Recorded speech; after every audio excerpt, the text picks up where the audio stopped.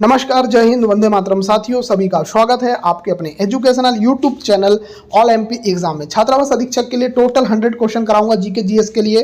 तो मैं आपको देता हूं, छात्रावास अधीक्षक में ऐसे प्रश्न आपको एग्जाम में देखने को मिलने वाले हैं, तो पूरा वीडियो एंड तक देखना। चैनल पर नए हो सब्सक्राइब करके बेल आइकन प्रेस कर लेना। पहला क्वेश्चन, भारतीय राष्ट्रीय कांग्रेस के प्रथम अंग्रेज अध्यक्ष कौन थे? इनका नाम है दोस्तों जॉर्ज यूले। आंसर आ जाएगा सी आंसर। इस क्वेश्चन का आंसर आ जाएगा सी आंसर, याद रखिएगा। सेकंड क्वेश्चन आपके स्क्रीन पर, भगत सिंह ने 1929 में कहां बम फेंका था? दोस्तों ये बहुत ही बढ़िया क्वेश्चन एग्जाम में बनने वाला क्वेश्चन है। इसका आंसर आ जाएगा, जो आंसर आएगा सेंट्रल असेंबली हॉल। इसका आंसर आ जाएगा आपका ए आंसर। बात करते हैं दोस्तों थर्ड क्वेश्चन की, मुस्लिम लीग ने पाकिस्तान की मांग पहली बार कब रखी थी? बहुत ही बढ़िया, बहुत ही इंपॉर्टेंट क्वेश्चन। इसका आंसर आ जाएगा 1940 में। आंसर आ जाएगा आपका बी आंसर। देखो, मुस्लिम लीग ने पाकिस्तान की मांग पहली बार कब रखी? 1940। चलिए आगे देखते हैं क्वेश्चन नंबर 4, क्रिप्स मिशन के प्रस्तावों को गांधी जी ने क्या कहा था? दोस्तों इसका आंसर आ जाएगा पोस्ट डेटेड चेक। आंसर आ जाएगा डी आंसर। आगे देखिए क्वेश्चन नंबर 5, कैबिनेट मिशन के अध्यक्ष कौन थे? कैबिनेट मिशन के अध्यक्ष थे दोस्तों लॉर्ड पैट्रिक लॉरेंस। इसका आंसर आ जाएगा सी आंसर। आगे देखिए छठवां क्वेश्चन, स्वतंत्रता पूर्व पहला स्वतंत्रता दिवस कब मनाया गया था? इसका आंसर आ जाएगा 26 जनवरी 1930 को। आंसर आ जाएगा सी आंसर। आगे देखिए सातवां क्वेश्चन, भारत छोड़ो आंदोलन के समय कांग्रेस के अध्यक्ष कौन थे? तो इसका आंसर आ जाएगा मौलाना अबुल कलाम आजाद। इसका आंसर आ जाएगा डी आंसर। आगे देखिए आठवां क्वेश्चन, गांधी जी ने सत्याग्रह का प्रयोग सर्वप्रथम कहाँ किया था? दोस्तों इसका आंसर आ जाएगा दक्षिण अफ्रीका में। आंसर आ जाएगा आपका सी आंसर। आगे देखिए next question, question number 9, Simon commission के विरोध के दौरान किन नेता की मृत्यु हो गई थी? तो इनका नाम क्या था? इनका नाम है लाला लाजपत राय। आंसर आ जाएगा आपका बी आंसर। आगे देखिए क्वेश्चन नंबर 10, कांग्रेस अधिवेशन को संबोधित करने वाली पहली महिला कौन थी? इनका नाम क्या है? तो कादम्बनी गांगुली इनका नाम है। इसका आंसर आ जाएगा डी। दोस्तों मैं आपको बता दूं, अगर आपको ऐसे प्रश्न चाहिए जिनसे आपका सिलेक्शन हो जाए, आपको हमारा जो है फुल कोर्स लेना है छात्रावास अधीक्षक का। 499 अभी इसका प्राइस चल रहा है। वैसे तो इसका प्राइस 1000 रुपये है, परंतु अभी 499 चल रहा है। तो जिसको भी अगर ज्वाइन करना है तो इस नंबर पर व्हाट्सअप कर देना। ये नंबर है मेरा, इस नंबर पर व्हाट्सअप कर देना। 8827419259 इस नंबर पर व्हाट्सअप कर देना, आपको मैं सारी जानकारी दे दूंगा। चलो आगे देख लो क्वेश्चन नंबर 11, भारत एक राष्ट्र नहीं दो राष्ट्र है, यह कथन किसका है? दोस्तों ये जो कथन है, ये कथन है मोहम्मद अली जिन्ना का। आंसर आ जाएगा बी। आगे देखिए क्वेश्चन नंबर 12, भगत सिंह को फांसी कब दी गई थी? भगत सिंह को फांसी दी गई थी दोस्तों 23 मार्च 1931 को। तो ए आंसर इसका करेक्ट आएगा। आगे देखिए क्वेश्चन नंबर 13, देखो ज्वालामुखी के मुख को क्या कहा जाता है? तो दोस्तों ज्वालामुखी के मुख को कहते हैं क्रेटर। क्या कहते हैं? इसका आंसर आ जाएगा क्रेटर कहते हैं। ठीक है, चलिए आगे देखते हैं क्वेश्चन नंबर 14, भूकंप की तीव्रता मापने के लिए कौन सा पैमाना प्रयोग में लाया जाता है? तो दोस्तों इसको बोलते हैं रिएक्टर स्केल। आंसर आ जाएगा आपका डी आंसर। चलिए आगे देख लेते हैं नेक्स्ट क्वेश्चन, क्वेश्चन नंबर 15, नदी द्वारा काट छाट की क्रिया को क्या कहा जाता है? दोस्तों इसको बोलते हैं अपर्दन। इसका आंसर आ जाएगा बी आंसर। इसका आंसर आ जाएगा बी आंसर। आगे देखिए 16, नर्मदा और ताप्ती नदी क्यों डेल्टा नहीं बनाती? दोस्तों इसका आंसर आ जाएगा पश्चिम की ओर बहती है इसलिए डेल्टा नहीं बनाती। आगे देखिए नेक्स्ट क्वेश्चन, जो नदी डेल्टा नहीं बनाती उसके मुहाने को क्या कहते हैं? तो उसके मुहाने को बोलते हैं एस्चुरी। मतलब इससे ये स्पष्ट होता है कि नर्मदा और जो ताप्ती नदी है ये क्या बनाती है? एस्चुरी बनाती है। 18 क्वेश्चन, हिंद महासागर में उत्पन्न चक्रवात को क्या कहा जाता है? तो दोस्तों इसका आंसर आ जाएगा साइक्लोन कहा जाता है। आंसर आ जाएगा सी आंसर। आगे देखिए 19 क्वेश्चन, चट्टानों में गर्म व तरल पदार्थ को क्या कहा जाता है? दोस्तों इनको कहा जाता है मैग्मा। आंसर आ जाएगा सी।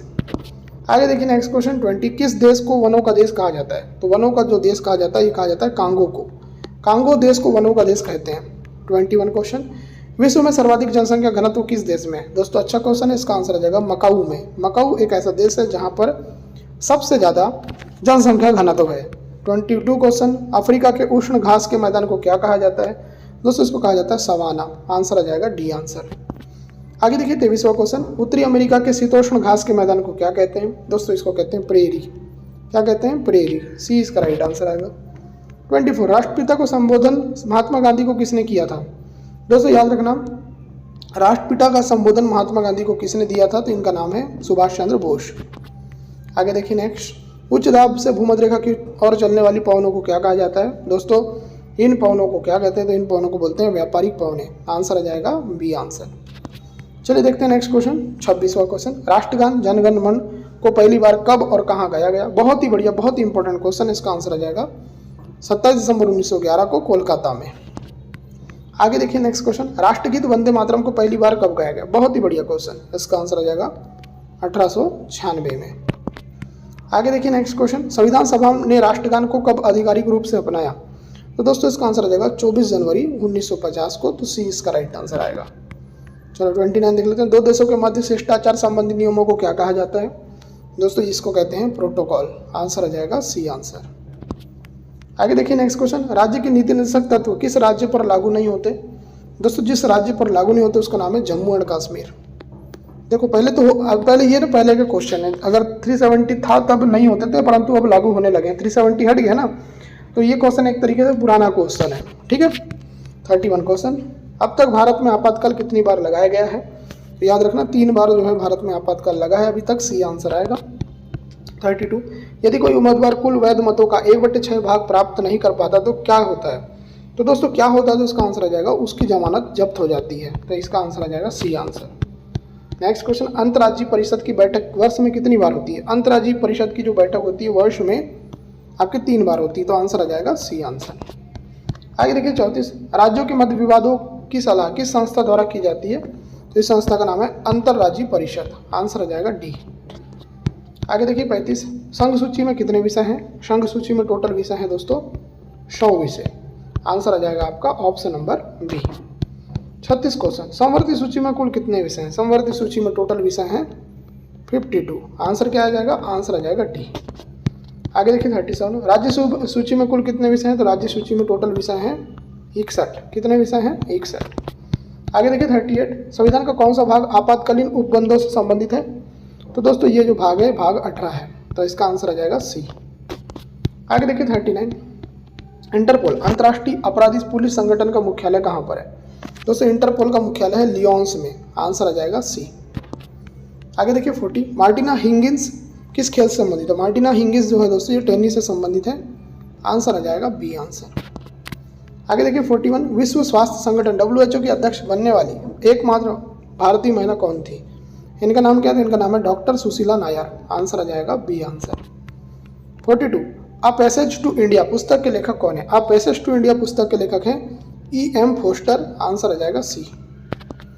आगे देखिए 43, भारत भारती पुस्तक के लेखक कौन है? भारत भारती पुस्तक के लेखक का नाम है मैथिली शरण गुप्त। आंसर आ जाएगा बी आंसर। आगे देखिए नेक्स्ट क्वेश्चन, बुडापेस्ट किस नदी के किनारे स्थित है? बुडापेस्ट दोस्तों बुडापेस्ट है डेन्यूब नदी के किनारे। आंसर आ जाएगा सी आंसर। आगे देखिए 45, रोबर्स कप किस खेल से संबंधित है? रोबर्स कप जो है दोस्तों ये है फुटबॉल से संबंधित। आंसर आ जाएगा सी। नेक्स्ट क्वेश्चन 46, नोबेल पुरस्कार कुल कितने क्षेत्रों में प्रदान किया जाता है? तो नोबेल पुरस्कार टोटल 6 क्षेत्रों में प्रदान किया जाता है। ऑप्शन नंबर बी इसका राइट आंसर आ जाएगा। 47, मलयालम किस राज्य की राजकीय भाषा है? तो मलयालम जो है दोस्तों केरल की राजकीय भाषा है। केरल की राजकीय भाषा है मलयालम। 48, तीसरे अंपायर के निर्णय से आउट होने वाले पहले बल्लेबाज कौन थे? इनका नाम क्या है? तो इनका नाम है सचिन तेंदुलकर। आंसर आ जाएगा सी आंसर।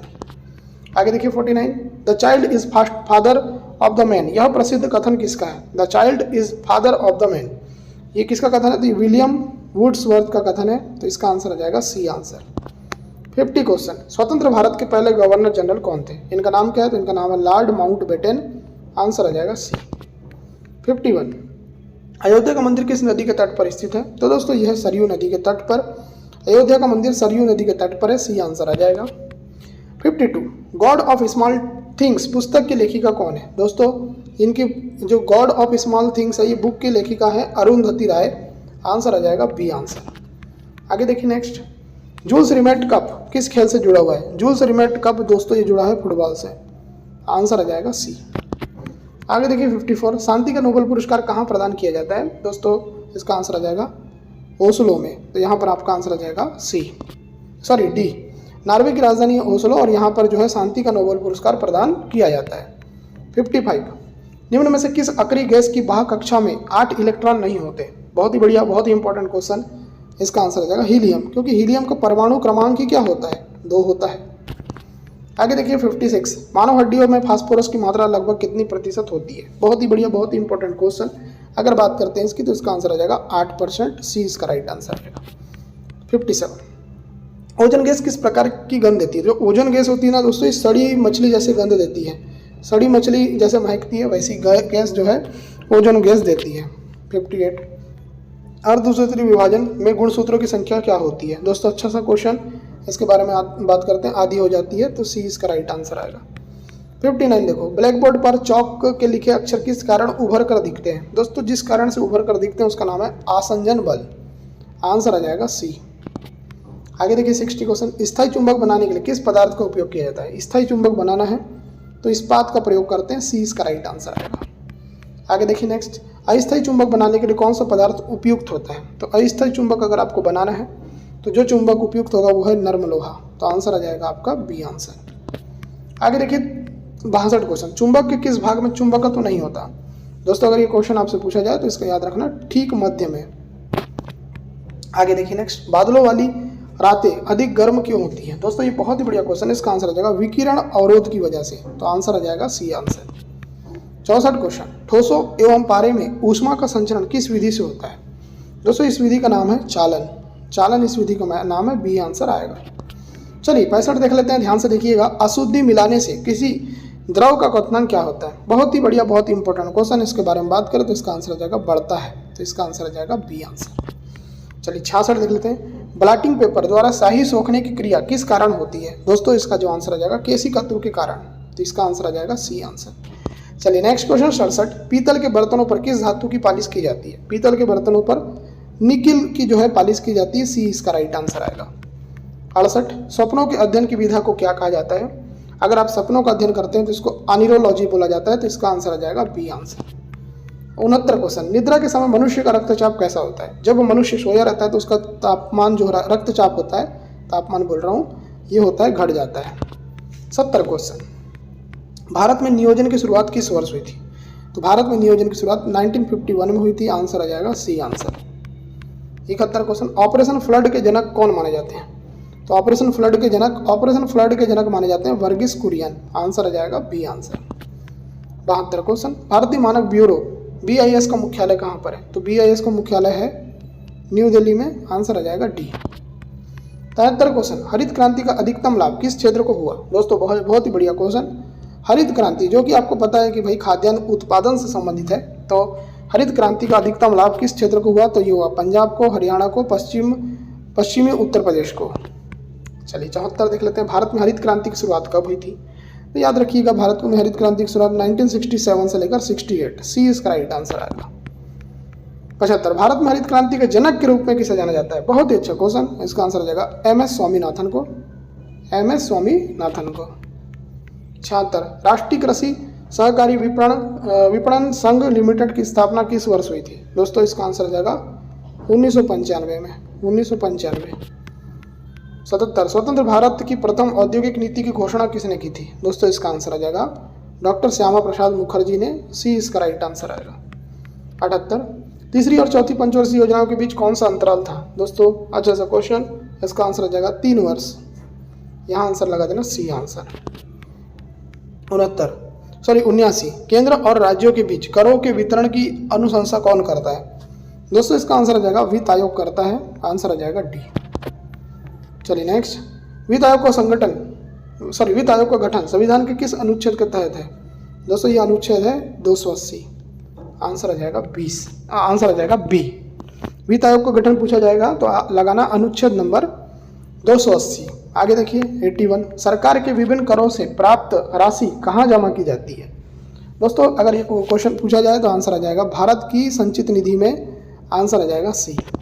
आगे देखिए 82 क्वेश्चन, वेरी इंपॉर्टेंट क्वेश्चन, सकल घरेलू उत्पाद जिसको हम बोलते हैं GDP और शुद्ध घरेलू उत्पाद जिसको बोलते हैं NDP के बीच अंतर क्या दर्शाता है? तो इसके बीच का अंतर शुद्ध अप्रत्यक्ष कर दर्शाता है, तो इसका आंसर आ जाएगा सी।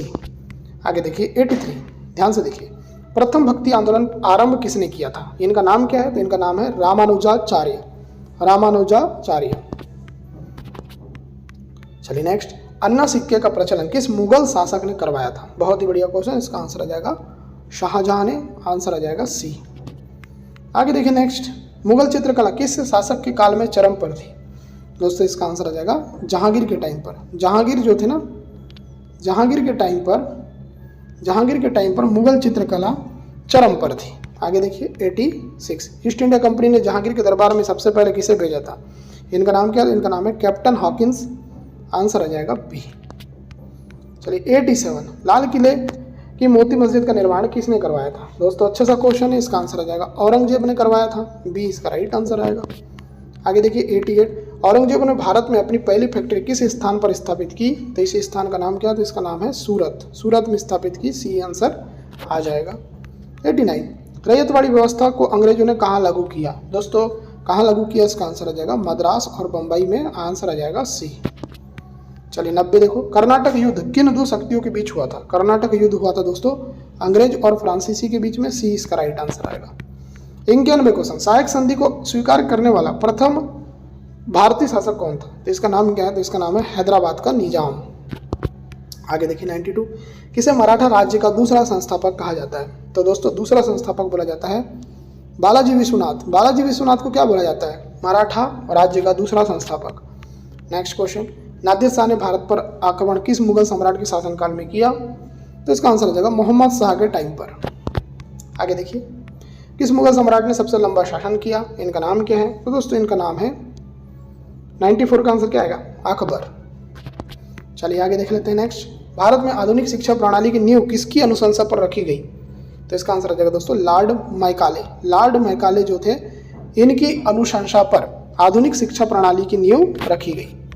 आगे देखिए 96, क्रोनोमीटर किसका निर्धारण करने में सहायक होता है? अच्छा सा क्वेश्चन, आंसर आ जाएगा देशांतर।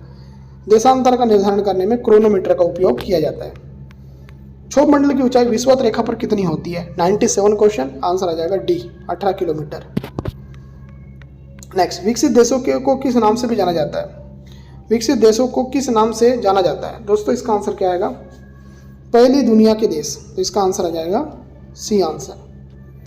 चलिए नेक्स्ट क्वेश्चन 99, कम्युनिस्ट देशों को किस श्रेणी में रखा जाता है? तो कम्युनिस्ट देशों को रखा जाता है दोस्तों दूसरी दुनिया में। तो इसका आंसर आ जाएगा बी 100। देखो, निम्न में से किस कारण दूसरी दुनिया का अस्तित्व समाप्त हो गया? दोस्तों सोवियत संघ का विघटन की वजह से दूसरी दुनिया का अस्तित्व समाप्त हो गया। ऑप्शन नंबर इसका डी आएगा। दोस्तों मैंने आपको सारे के सारे क्वेश्चन करा दिए हैं। उम्मीद करता हूँ ये वीडियो आपको पसंद आई है। पसंद आई वीडियो तो लाइक करें, चैनल को सब्सक्राइब करें, नोटिफिकेशन बेल को प्रेस करना ना भूलें। इस वीडियो को देखने के लिए आपका धन्यवाद। आपका दिन शुभ हो।